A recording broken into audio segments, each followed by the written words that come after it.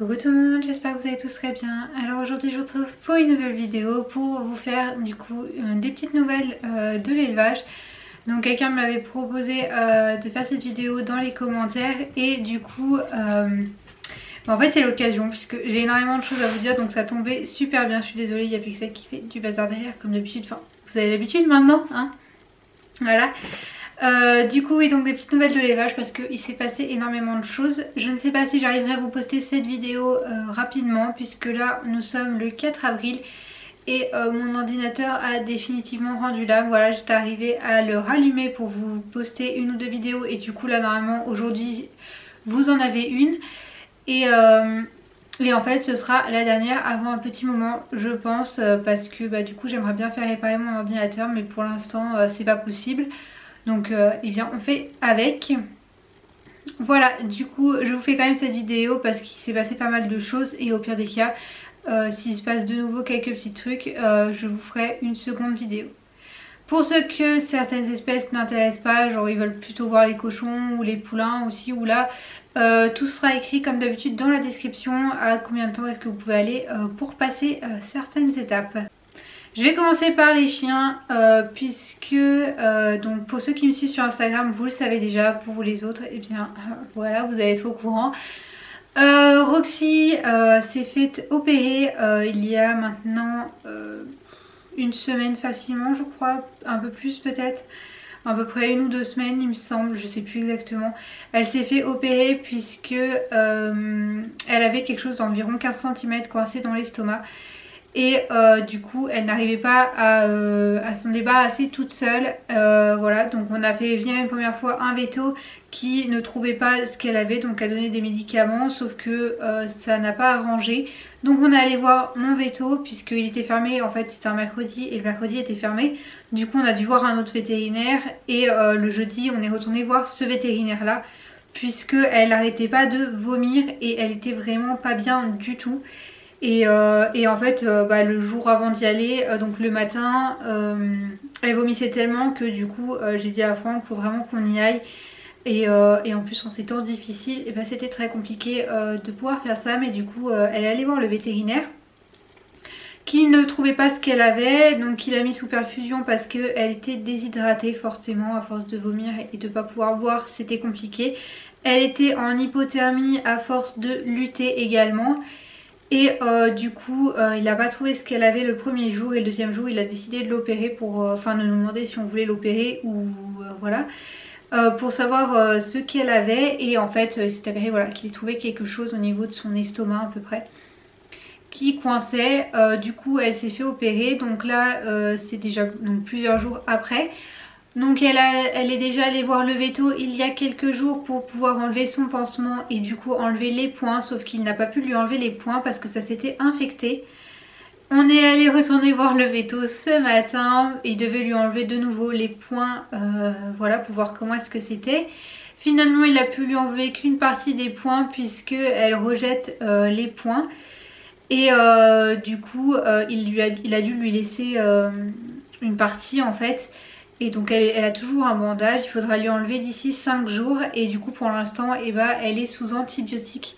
Donc voilà. Voilà pour les news un peu de Roxy, sinon pour l'instant ça va à peu près. Pixel lui il a perdu énormément de poids suite au départ de Roxy chez le vétérinaire. Voilà, donc là il reprend tout doucement du poids, mais ça l'a énormément stressé le fait qu'elle ne soit plus là. Du coup durant son absence et comme en ce moment en fait elle ne peut pas sortir, elle doit rester à la maison, eh bien comme on a également un autre pensionnaire à la maison, je vous expliquerai juste après, je suis obligée de le prendre avec moi en fait. Et du coup il s'est avéré qu'il est génial et en fait du coup en extérieur, du coup maintenant je le laisse sans laisse. Il n'a plus du tout de laisse et ça se passe extrêmement bien comme ça, donc j'en suis hyper contente. Et finalement bon, bah voilà. Et du coup pour vous parler du nouveau pensionnaire, en fait c'est tout simplement, je vous en parle très rapidement parce que comme c'est pas mon chien, je veux pas m'attarder dessus, mais pour ceux qui la connaissent, Cajou a eu une portée il y a pas longtemps, dont un des chiots qui s'appelle Voyou, donc lui va très très bien. Il vit sa vie dehors en ce moment dans le jardin. Donc Cajou, je vous en parle vite fait parce qu'étant donné qu'elle dort dans ma cuisine depuis déjà 2-3 jours, forcément j'étais obligée de vous en parler, même un peu plus de 3 jours maintenant, hein. Ça passe tellement vite le temps que j'arrive pas à... Enfin bref, du coup Cajou est dans ma cuisine et en fait elle s'est fait opérer, mais pour quelque chose de nettement plus grave. Elle a eu une tumeur qui est arrivée en fait très rapidement, et une très grosse tumeur. Et du coup bref, elle a dû se faire opérer, et donc en ce moment elle est dans la cuisine et ça va plus ou moins. Voilà pour elle, on espère que ça va aller. Je vous en parle pas plus, comme je vous dis c'est pas mon chien, donc après voilà. Donc voilà pour les chiens.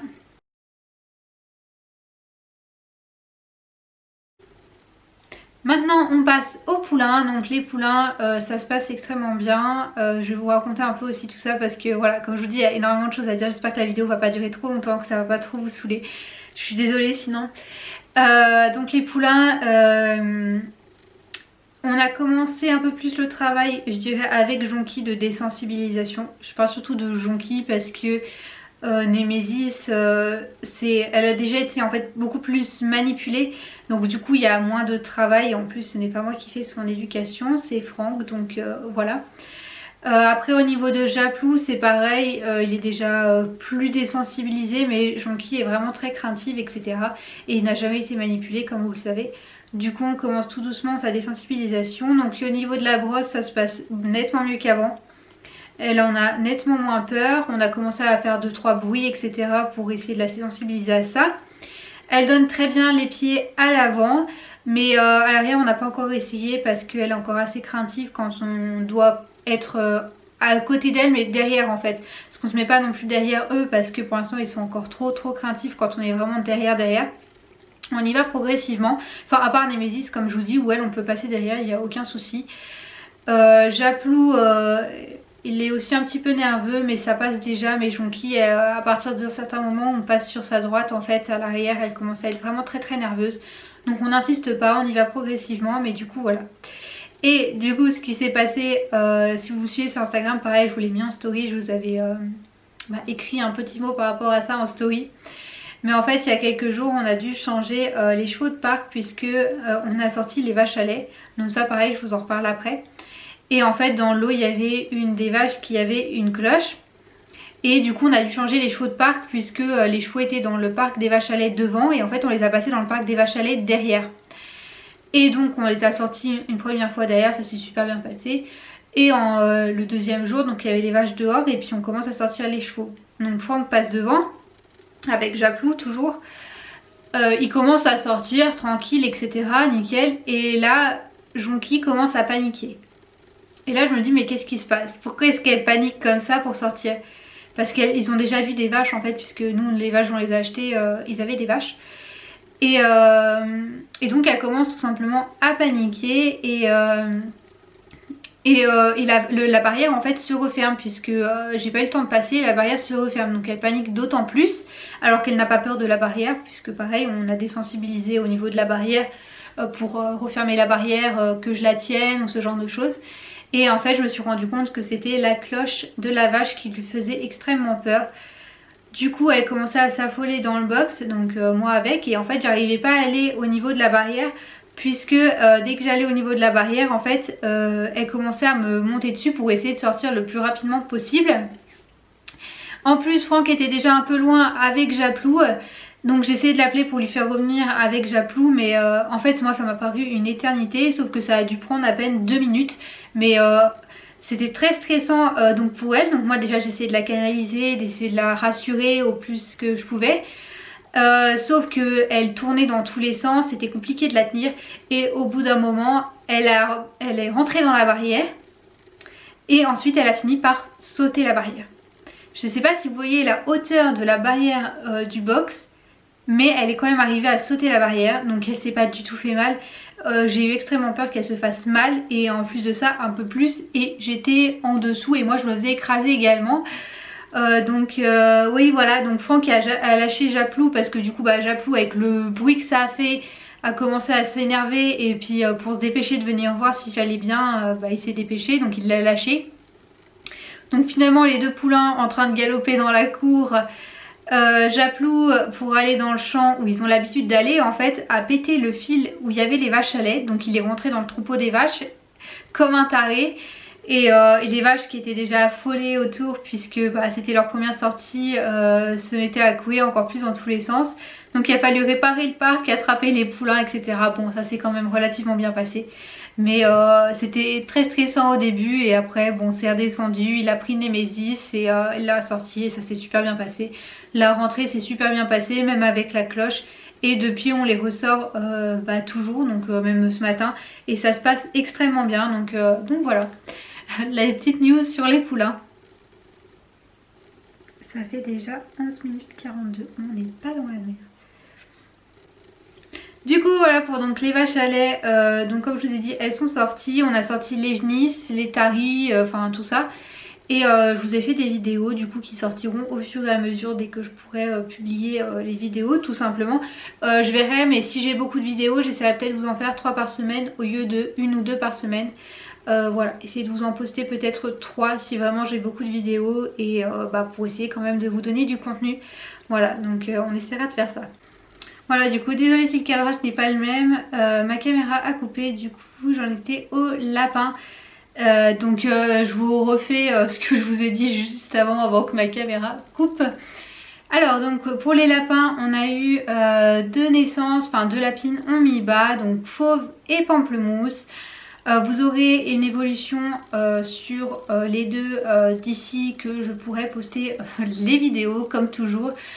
Pour vous expliquer un peu comme on est dans les nouvelles, Fauve elle est en allaitement si on peut dire comme ça, surveillée en fait, c'est-à-dire que elle ne s'occupait pas de ses petits à partir de 15 jours, je dirais à peu près 10-15 jours, elle a commencé à arrêter de s'en occuper et il y en a 2 qui sont morts.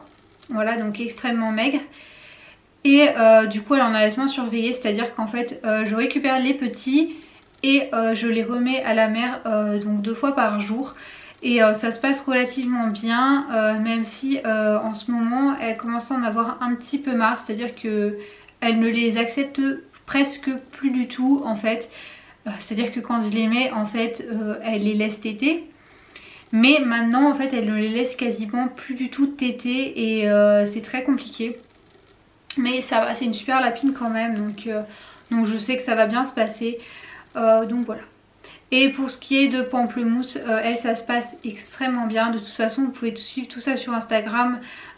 Puisque j'essaie de vous poster des stories assez régulièrement et sinon je vous poste des photos assez régulièrement aussi. En ce moment il y en a une tous les jours, comme ça permet aussi de vous divertir un petit peu. Pour ce qui est du coup des poules, on a eu une première couvée, enfin même 2 couvées mais très rapprochées en fait, donc de mes viandottes. Je vais sûrement peut-être faire une autre couvée, on verra bien. Donc pour l'instant j'ai 4 viandottes si je dis pas de bêtises, donc pures. Et j'ai 2 autres poussins mais qui n'ont rien à voir, ce n'est pas des viandottes pures, c'est du croisement. Du coup c'est pour ça que sur la vidéo évolution ou sur la vidéo éclosion des poussins vous ne les avez pas. Mais en réalité il y a également 2 autres poussins qui vont extrêmement bien. Voilà, donc j'ai eu plus de poussins que ça, sauf que j'en ai perdu un paquet au cours. Donc en fait il devait avoir à peu près 5 jours. Et il y a pas mal de poussins qui sont morts, donc j'en ai 3 ou 4 qui sont morts il me semble. Après au bout de 5 jours à peu près chacun. C'était surtout des viandottes pures qui sont morts, donc je sais pas si c'est... Voilà, parce que j'ai eu un noir qui est mort, donc dans le premier lot. Et après j'ai eu un jaune et un noir, donc oui voilà, donc j'ai 3 poussins qui sont morts. Et un noir et un jaune, et les 2 sont morts, et du coup il me restait plus que le petit noir. Du coup je l'ai passé avec mes autres viandottes qui étaient déjà un peu plus âgés mais seulement de quelques jours. Et en plus de ça il ne l'embête pas du tout, donc j'ai décidé de le laisser parce que tout seul il s'embêtait un petit peu. Voilà, et je pense du coup refaire des reproductions. Donc j'ai passé mon mâle viandotte, du coup mon coq qui s'appelle Lancelot, je l'ai passé avec mes autres poules. Pour l'instant de ce côté en fait il y a un autre coq qui s'appelle Tricot et une viandotte avec Potiron, donc Potiron c'est une petite poule. Qui sont toujours de ce côté là parce que ma viandotte ne veut pas aller de l'autre côté, donc c'est pas très grave, elle tient compagnie aux 2 autres. Et voilà. Et du coup je pense que c'est à peu près tout. Enfin du coup et voilà, donc je vais refaire une couvaison avec des poules croisées pour quand même avoir aussi de mes poules à moi quoi hein. Enfin c'est toutes mes poules mais pour vous dire, enfin avoir des autres poules aussi, pas avoir que des viandottes, même si c'est une race que j'aime beaucoup. Mais du coup voilà, j'attends de voir aussi sur ceux-là si j'ai que des coques, enfin si j'ai que des poules etc. pour pouvoir justement refaire une couvée pour avoir des poules si je n'ai pas de poules. Voilà, j'espère que vous avez tout compris, vous avez tout suivi. Donc voilà pour les poules. Maintenant du coup on passe aux dindes. Donc les dindes en ce moment c'est en pleine reproduction, donc je sais pas si je vais avoir des œufs. Pour l'instant je n'ai pas d'œufs à l'heure actuelle. C'est pas très grave parce que j'ai d'autres œufs que je vous parlerai juste après. Du coup et à l'heure actuelle il me reste plus que 2 dindes, donc enfin un dindon et une dinde. Donc il me reste Gérard et Ginette, donc mon dindon et ma dinde noire. Et Angel, donc la dinde blanche, nous a quittés malheureusement. Voilà, elle est morte à cause en fait de la température, puisque il faisait chaud, froid et du coup elle est tombée malade et elle est morte.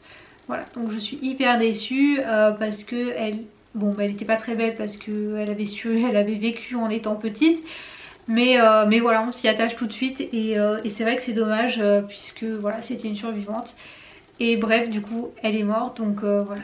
Donc du coup j'espère quand même avoir des œufs du coup de mon autre dinde qui me reste pour pouvoir avoir des petits dindonneaux depuis le temps. Ensuite il y a les canards. Pareil, pour l'instant mes cannes ont toujours pas pondu, mais bon je m'en fais pas trop, elles vont finir par pondre hein. Mais je sais que moi mes cannes l'année passée avaient pondu assez tard. Du coup voilà, de toute façon pareil, les dindes, que ce soit dindes ou les canards, je pense que je vous referai une vidéo éclosion, enfin du coup un peu mise en couveuse, mirage et éclosion. Voilà, un peu un mélange tout ensemble.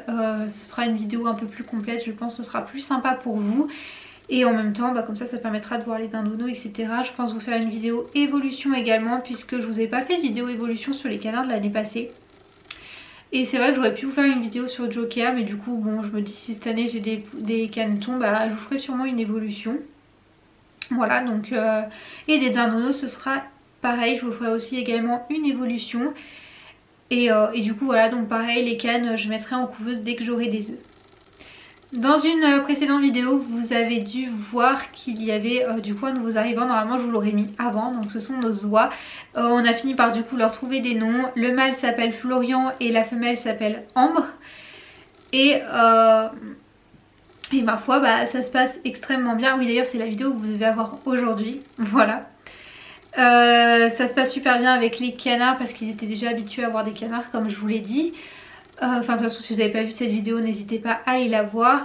Et depuis j'ai récupéré 3 œufs. Voilà, pour l'instant j'en ai que 3. J'espère en avoir à peu près 6 ou 8 pour vraiment avoir une marge au niveau des œufs. Pour avoir au moins quelques petites oies. J'en veux pas des tonnes mais voilà. Du coup je vais pas tarder à les mettre en couveuse. Et de toute façon je vous ferai une vidéo pareil évolution et une vidéo éclosion mise en couveuse. Mais je pense rassembler au niveau de la mise en couveuse et de l'éclosion. Voilà. Sur ce, cette vidéo est terminée, j'espère qu'elle vous aura plu, qu'elle n'aura pas été trop longue, que ça vous aura pas trop saoulé de m'entendre parler. Voilà, du coup sur ce, moi je vous fais plein de gros bisous, je vous dis à la prochaine, ciao ciao tout le monde.